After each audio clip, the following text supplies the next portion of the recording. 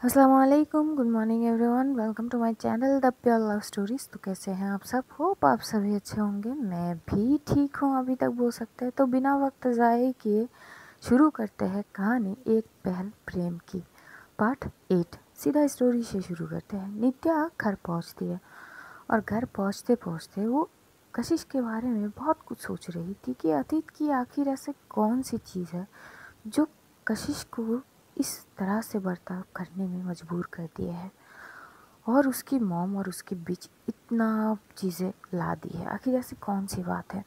नित्या यही सोच रही थी। घर पहुंचती है, रिया उसी की इंतज़ार कर रही थी। रिया जैसे ही नित्या को दिखता है बोलती, अरे पीयू बोल रही थी कि कौन सी तुम्हारी एक स्टूडेंट आई है और तुम उसके साथ चल पड़ी। कहाँ गई? क्या हुआ? कुछ बोलोगी? ऐसे कैसे तुम चली गई? हाँ, मैं कितनी टेंशन ले रही थी। तभी एकदम से नित्या बोलती कि रिलैक्स दी, मैं बिल्कुल ठीक हूँ। तो वो जाती है, वो हॉल में बैठती है और वो पूरी की पूरी सिचुएशन बताती है। इधर जो नित्या है वो बता तो रही थी लेकिन उसकी ध्यान कहीं और ही थी। रिया बस सुन रही थी। वो बोलती कि नित्या, तुम्हें नहीं लगती कि तुम इस स्टूडेंट के पीछे कुछ ज़्यादा ही अपनी मेहनत गंवा रही हो? नित्या अपनी होश से एकदम से आती है और वो रिया की ओर देखते बोलती कि सॉरी, मैं समझी नहीं। तो बोलती कि देखो, ना समझने वाली कोई बात तो मैंने बोली नहीं। ये सिंपल सी बात है। तुम यहाँ पे अभी अभी आई हो, तुम एक यूनिवर्सिटी की प्रोफेसर हो, तो उस तरह से तुम्हें नहीं लगता कि इतनी ज़्यादा स्टूडेंट के पीछे लगना सही नहीं है? She have her personal space. तुम्हें नहीं लगता कि तुम उसकी पर्सनल स्पेस में घानी डाल रही हो? तभी एकदम से जो नित्या बोलती कि मतलब मैं समझ नहीं रही हूँ। रिया बोलती कि देखो, सिंपल सी बात है, स्टूडेंट को स्टूडेंट के तौर पे रहने देना ही मतलब मेरे हिसाब से सही है। और अगर ज़्यादा करोगी ना तो इस चीज़ को मतलब तुम समझ रही हो ना मैं क्या बोलने की कोशिश कर रही हूँ। पता चला तुम्हारे ऊपर प्रेशराइज आए कि तुम एक प्रोफेसर हो के एक स्टूडेंट की मदद वगैरह कर रही हो, ये सही नहीं है। मैं तुम्हारी अच्छे के लिए ही बोल रही हूँ। नित्या बस रिया की बातें सुन रही थी। आखिर रिया कौन सी मीनिंग में बात कर रही थी? वो चुपचाप बस सुन रही थी और वो एकदम से सर हिलाती और बोलती कि मैं समझ गई, मैं ध्यान रखूँगी। तभी रिया बोलती कि देखो, मेरी इंटेंशन तुम्हें हर्ट करने की नहीं है। मैं कंसर्न हूँ तुम्हें लेके। आगे चल के तुम्हारी ऊपर कोई क्वेश्चन ना आए कि तुम क्यों एक स्टूडेंट की इतनी मदद वगैरह कर रही हो, क्यों उनके उनके पर्सनल स्पेस पे जाके उसकी मदद कर रही हो, ताकि तुम्हारे ऊपर कोई सवाल ना आए। इसीलिए मैं कंसर्न होकर तुम्हें बोल रही हूँ। समझ रही हो ना? जो नित्या है वो बोलती कि हाँ हाँ दी, मैं समझ गई। अच्छा, मैं फ्रेश अप होकर आती हूँ। ये बोलते हुए नित्या उठती है क्योंकि तब तक दोपहर तो हो ही चुके थे। वो उठती है, वो शावर लेती है पहले, और शावर लेते लेते उसे उसी पल याद आती है जिस पल कशिश ने एकदम से उसे जाके रोड की ओर से एकदम से खींचते हुए उसे टाइटली हग करती है जब वो सांस नहीं ले पा रही थी। उस हग में ऐसी कुछ तो थी जो वो सुन हो गई थी। वो उसी हग को सोचते सोचते शावर प्रॉपर ले लेती है और फिर बाहर आती है और तब तक तो दोपहर से कुछ ज़्यादा ही हो गए थे। तो रिया जो थे, उसके हस्बैंड भी थे आज। तो ये लोग डिनर वगैरह सारे जो है परोसते हैं टेबल पे। ये लोग जाते हैं चुपचाप डिनर नहीं, लंच करते हैं। दूसरी ओर जो कशिश है वो शांत थी। वो अपने कमरे में जाती है, शावर लेती है, शावर लेके चुपचाप आके बैठ जाती है बेड पे। इधर कशिश की जो माँ है वो जानवी से बात कर रही थी।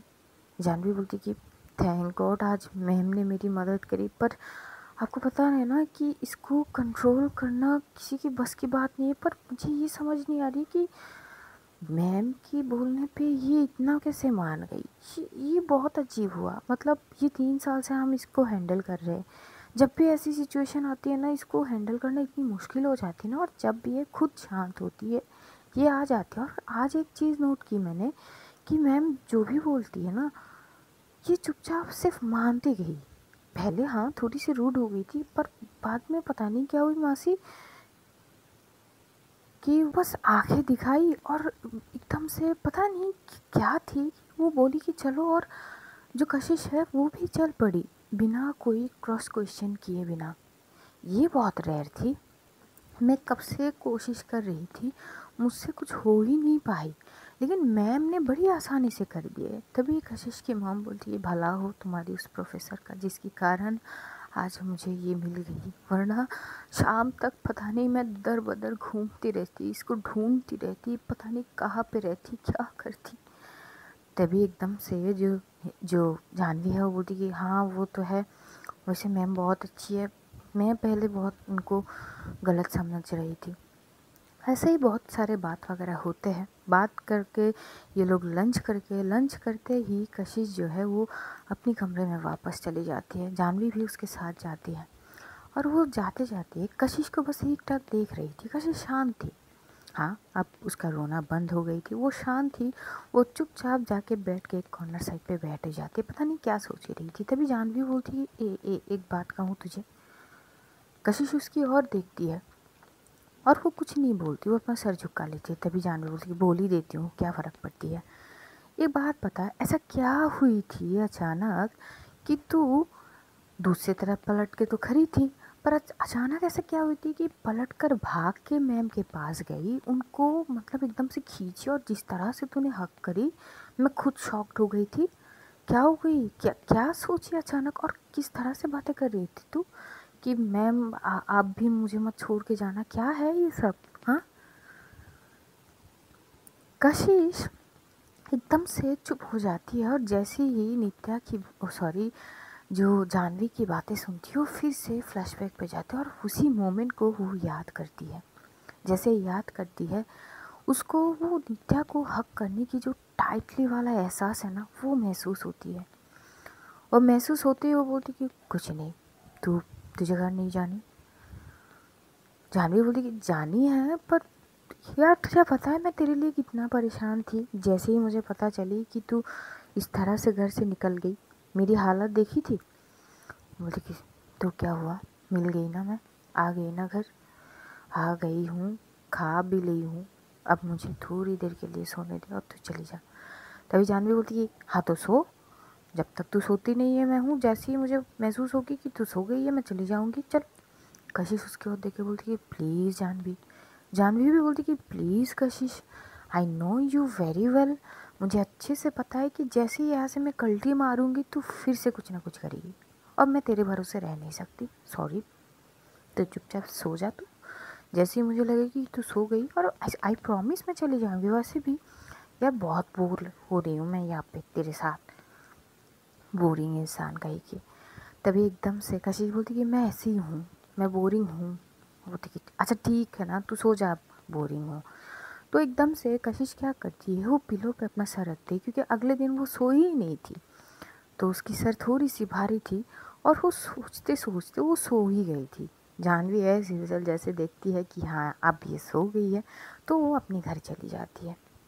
कशिश नींद में थी और वहाँ से उसकी मॉम उसके पास आती है, देखती है कि ये सो रही थी, उसकी साइड में आके बैठती है, उसके सर पे सहलाती है और बोलती कि बेटा एक गलती की सज़ा तुम और कितनी साल तक दोगी मुझे, मुझे मेरी कशिश लौटा दो ना बेटा। वो कशिश जो जब भी मैं ऑफिस से आती थी भाग के आके गले लगा लेती और बोलती कि मम्मा बहुत लेट कर लिया आपने, मुझे आपसे टाइट वाली हक चाहिए। वो वाली कशिश, मुझे मेरी बेटी वापस चाहिए, कब मिलेगी नहीं पता, पर जल्दी मिल जाए मुझे, दे दो भगवान। थोड़ी बहुत वो बात करती है कशिश की, वो सर पे सहलाती है। दूसरी ओर नीता जो थे वो रिया वगैरह के साथ ग्रुप पर लंच वगैरह कर लेते हैं। तभी उसके फ़ोन में दृष्टि मैम की कॉल आती है, तो वो फ़ोन की ओर नंबर देखती है और एकदम से रिसीव करते हुए बोलती है जी नमस्ते मैम।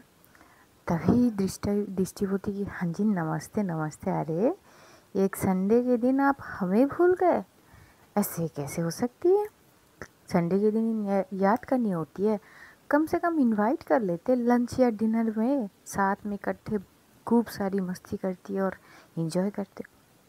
तभी एकदम से वो बोलती अच्छा तो आ जाइए शाम को, चाय नाश्ता कर लेंगे एक साथ और थोड़ी बहुत मस्ती मजाक भी। तभी दृष्टि बोलती कि ये वो वाली बात हुई ना कि मांग के ले लेना। तभी एकदम से नित्या बोलती कि नहीं नहीं ऐसी कोई बात नहीं, और ऐसे भी अपनों को इनवाइट थोड़ी किए जाते हैं, वो जब भी चाहे तब आ सकते हैं। तो आप भी तो मेरे अपनों से हुए, तो आपको जब भी मन करे आप मुझसे आके मिल सकती हो, कोई बंधन शाय नहीं। तभी एकदम से दृष्टि बोलती कि हाय नित्या मैम दिल ले लो आप।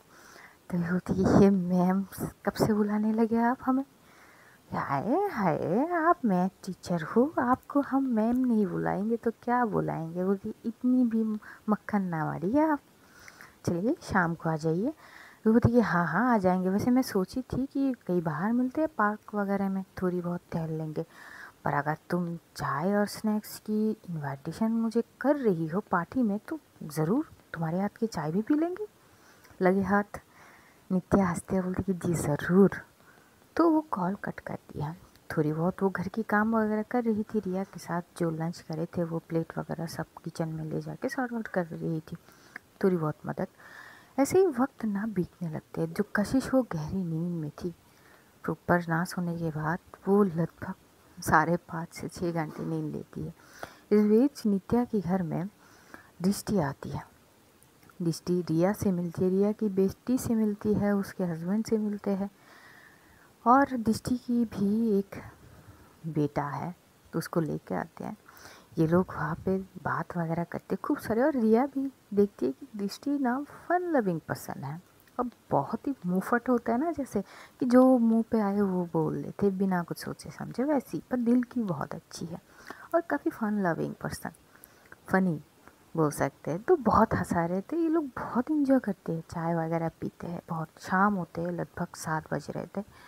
तो दृष्टि की फ़ोन में उसके हस्बैंड की कॉल आते हैं, तो बोलती है हाय मेरे हस्बैंड का कॉल आ गया, अब हम चले। मैम आपसे हम कल मिल लेंगे, ठीक है, टाइम से आ जाइए। नित्या हंसते बोलती फिर से मैम। बोलती है हाँ ठीक है नित्या जी, अब हम चलते हैं, हमें आज्ञा दीजिए, हम कल अपनी यूनिवर्सिटी में मिलते हैं। नित्या हंसते होती कि जी ज़रूर। वहाँ से दृष्टि अपनी बेटी को लेके चले जाते हैं, और इधर नित्या वो रहती है। उसके फ़ोन में उसके भाई की कॉल आती है। हर टाइम एक टाइमिंग होती है जब उसके भाई ऑफिस से आके ही कॉल करते हैं नित्या को, और नित्या बात करती है, राहु से बात करती है एज़ यूजल, सीता की रूखीपन। लेकिन वो उसे वो चीज़ वो होती नहीं है। वो एकदम से बात करते करते थोड़ी बहुत वो पूछती है भाभी के बारे में। अब हालांकि सीता की बर्ताव तो उसे पता ही थी। तो जो प्रकाश है वो बोलती कि तुम्हें तो पता ही तुम्हारी भाभी के बारे में। वो बोलती कि हाँ पता है, आप उनका भी अच्छे से ध्यान रख लेना, वो भी मेंटली उनकी जो हालात है। तो बोलती हाँ हाँ मैं समझ सकता हूँ। वैसे ही थोड़ी बहुत बात वगैरह होती है। देखते देखते रात होती है, डिनर वगैरह करके नित्या भी सो जाती है। नित्या सोती तो है लेकिन उसके दिमाग में कशिश छाई हुई थी। वो सारी चीज़ें बार बार पिन कर रही थी, और कशिश की वो बोली हुई बात कि आप भी मुझे छोड़ के मत जाइए प्लीज़, आप मुझसे छोड़ के मत जाइए, आपको कुछ नहीं हो सकती, वो चीज़। अब वो ये भाप चुकी थी कि शायद कशिश की लाइफ में कोई तो था, कोई तो था जो शायद अब नहीं है, और वो इफ़ेक्ट अब भी कशिश को होती है। ये चीज़ वो समझ रही थी, लेकिन वो शख्स क्या थी क्या है ये नित्या समझ नहीं पाई थी। बस इतना समझ गई है कि कोई तो था। रात वैसे ही बीत जाती है, मॉर्निंग होती है। नित्या एज़ यूजल अर्ली मॉर्निंग उठती है, फ्रेश होती है, पूजा करती है, रिया की थोड़ी मदद करती है। रिया भी ब्रेकफास्ट वगैरह बना के लंच वगैरह सब पैक वगैरह कर देते। दूसरी ओर जो हमारी कशिश थी वो भी करीब 5-6 घंटे नींद लेने के बाद डिनर करके फिर से सो गए थे। और सुबह भी जानवी एज़ यूजल टाइम में पहुंच जाती है। तो जानवी आज थोड़ी अर्ली पहुंच जाती है क्योंकि उसे पता करनी थी कि कशिश ठीक है कि नहीं। तो अर्ली पहुंच जाती है, तो देखती है कि हाँ ये ठीक है।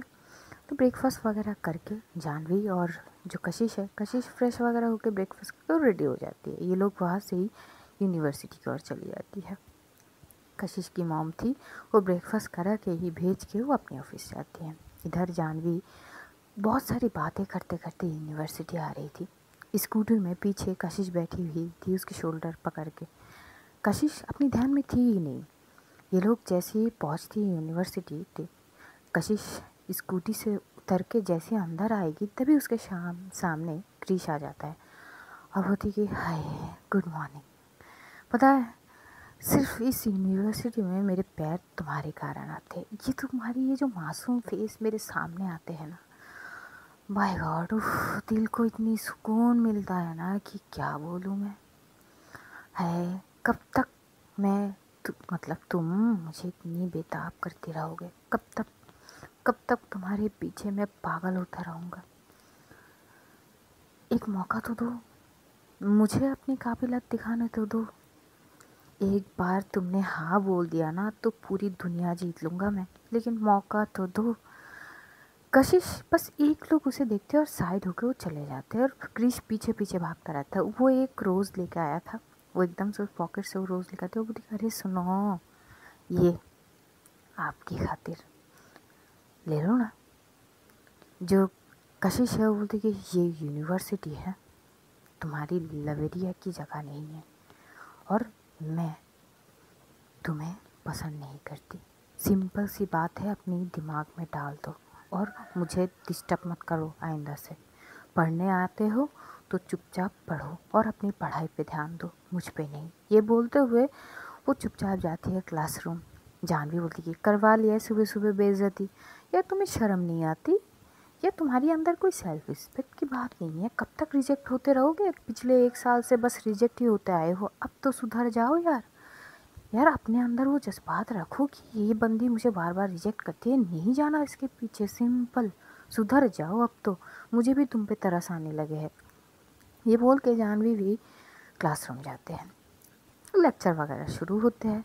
नित्या की जो सेकंड क्लास में थी, कशिश की क्लास में जो क्लास थी सेकंड, नित्या तो पहुंच जाती है यूनिवर्सिटी, ऑफिस रूम जाती है, वहाँ से दृष्टि से मिलती है, थोड़ी बहुत बात वगैरह होती है, सबसे प्रॉपर गुड मॉर्निंग वगैरह विश किए जाते हैं और फिर वो अपनी फर्स्ट क्लास पे चली जाती है।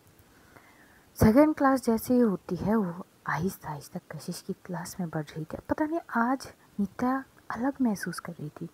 जैसे जैसे वो क्लास के करीब जा रही थी, थोड़ी थोड़ी उसकी दिल की धड़कनें तेज़ हो रहे थे। उसे समझ नहीं आ रही थी। वो चुपचाप जाती है, क्लास के एकदम से आगे खड़ी हो जाती है और एंटर करेगी, तभी एकदम से उसकी नज़र सीधा वहाँ से ही कशिश की ओर जाती है।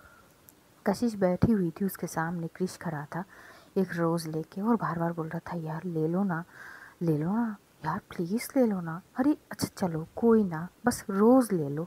सुबह सुबह जाके वो परेशान करके ये रोज़ लाया तुम्हारे लिए, कम से कम ये तो एक्सेप्ट कर लो प्लीज़। वो गिड़गिड़ा रहा था कशिश के आगे। नित्या को ये देख के उसे थोड़ी सी पता नहीं गुस्सा तो आती है। वो एकदम से एंटर करते हुए बोलती कि क्या हो रहा है ये सब, हाँ। क्रिश एकदम से पीछे पलटता और क्रिश ऐसा बंदा था कि वो किसी से डरता नहीं था, नॉट इवन कोई भी प्रोफेसर, यहाँ तक कि प्रिंसिपल से भी नहीं डरता था। वो एकदम से पीछे पलटता और बोलते कि कुछ नहीं मैडम, बस रोज़ दे रहे हैं मेरे इस साइलेंट क्वीन को, बस एक्सेप्ट ना कर रही है। हाय पता नहीं और कब तक इंतज़ार करने पड़ेंगे। तभी वो बोलती कि ये तुम्हारे कोई घर या तुम्हारी कोई अड्डे खाना नहीं है, चुपचाप जाओ अपनी सीट में जाके बैठ जाओ, मेरी क्लास है। तभी वो बोलती है अरे भड़क क्यों रहे हो मैम, क्या हुआ, भूख लगी है क्या, खाना खा के नहीं आए हो आज? जो नित्या है वो घूर के क्रिश की ओर देखते हैं तो क्रिश बोलती है जा रहे, पता नहीं मेरे प्यार के दुश्मन पूरी दुनिया वाले हैं। ये बोल के वो अपनी सीट में जाते हैं। वो रोज़ को एक साइड पे रख देते हैं और वो बोर्ड की ओर देख रहे थे। इधर कशिश एक बार नित्या की ओर देख रही थी। नित्या साड़ी में थी और आज जो वो साड़ी पहनी थी वो ब्लैक और वाइट की जो कॉम्बिनेशन में थी, अच्छी लग रही थी बहुत। वो एक नज़र देखती तो दूसरी पल अपनी नज़रों को झुका लेती है। नित्या की भी नज़र थोड़ी देर के लिए, बस कुछ सेकंड के लिए ही कशिश की आंखों से मिलती है तो खुद नित्या अपनी आंखों को हटा लेती है, क्योंकि जब भी दोनों की आई कांटेक्ट होती है नित्या अजीब फील कर रही थी। वो तुरंत आंखों को हटा के अब वो बोर्ड में जो है क्वेश्चन लिखने लगती है और बोलती है नोट में सॉल्व करिए अपने अपने नोटबुक में, और मैं आशा करती हूँ कि मुझे किसी को ये बात रिपीट नहीं करनी पड़ेगी कि अपनी नोटबुक पे क्वेश्चन सॉल्व करो। वो ये बात कशिश की ओर देखते हुए बोलती है। कशिश उनकी बात की मायने समझ जाती है, तो कशिश पेन उठाती है और कुछ लिखने की शुरुआत करती है। जानवी बस एकटक कशिश की ओर देख रही थी कि आज इसको क्या हो गई है। ये चुपचाप पेन उठाई और लिखने लगी। और जानवी एक बार देखती है तो हाँ, ये सॉल्व कर रही थी। जानवी बोलती कि वाह, इतनी असर हो गई है एक दिन में कि अच्छी बच्ची बन गई है। सही है। जानवी अपनी काम करने लगती है। जो कुछ ही मिनट बाद जो आहिस्ता आहिस्ता सब बोलने लगती, मैडम ये क्वेश्चन सॉल्व हो गया है, हमने कर लिया है। बोलती ओके। तो आहिस्ता आहिस्ता कुछ कुछ के चेक करने लगता है। जैसे वो आती है कशिश की ओर, कशिश खड़ी हो जाती है और अपनी नोटबुक आगे करती है। जैसे आगे करती है, नित्या उसके हाथ से वो नोटबुक देखती है। तो जब वो लेती है, थोड़ी देर के लिए उसके हाथ से नित्या की हाथ थोड़ी सी टच हो गई थी। जैसे टच हो गई थी, नित्या आज भी महसूस करती है कि आज भी इसकी हाथ इतने ठंडे थे। और कशिश पता नहीं उसे क्या होती है कि जैसी टच होती है ना, वो तुरंत हाथ हटा देते हैं और इसी चक्कर में वो नोटबुक गिर जाते हैं। और जैसे ही नोटबुक गिरते हैं, दोनों ही झुक के नोटबुक उठाने लगते थे। दोनों की सर पे थोड़ी सी लग जाती, तो एकदम से नित्या होती है आउच, कर क्या रही हो तुम कशिश।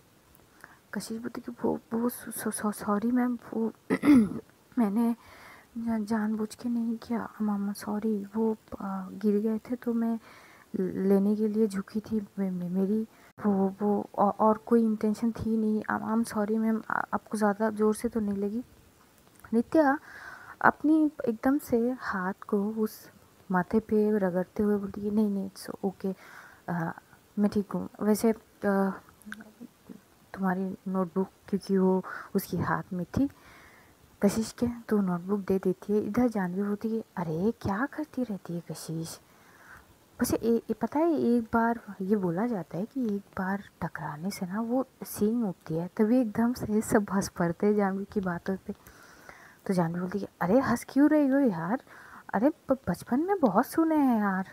तभी क्रिश बोलती कि वो बचपन की कहानी है, तुम इस दौर से होके बचपन की कहानी सुना रही हो पागल। बोलती कि तुम चुप रहो बेवकूफ़ इंसान। थोड़ी बहुत ही ये सब होते रहते। तो जो नित्या है वो वहीं पे रुकती नहीं, उसकी नोटबुक लेके वो सीधा आ जाती है अपनी जगह पे। वो बैठती है और वहाँ से वो सारी चीज़ें देख रही थी। और आज परफेक्ट वे में जो कशिश की स्टार्टिंग और एंडिंग बहुत अच्छी थी, बहुत प्रॉपर वो कंप्लीट करी थी। ये देख के नित्या की फेस में थोड़ी सी होठों के कोने पे स्माइल आ जाती है। कुछ नहीं बोलती, वो वहाँ पे टिक मार्क करके बस कुछ लिख देती है। लिखने के बाद वो एकदम से नोटबुक की साइड पे रखते हैं और कशिश की ओर देखते हैं, बोलती कि अपना नोटबुक लेके जाओ। कशिश वहाँ से उठ के आती है, अपना नोटबुक लेती है और वहाँ से चले जाते हैं। वो देखते नहीं है ओपन करके, और नित्या बाकी चीज़ों को वो पढ़ाने लगती है। इधर लगभग क्लास ख़त्म होगी कि जो नित्या को हर बार कमेंट पास करते हैं कुछ लड़के वहाँ के, उनमें से एक लड़का बोलते हैं वैसे मैम क्या खाती हो आप, कि आप इतनी मस्त मतलब स्लिम हो। सॉरी टू से बट मैम आप मैम जैसे लगते ही नहीं हो, आखिर क्या खाते हो आप।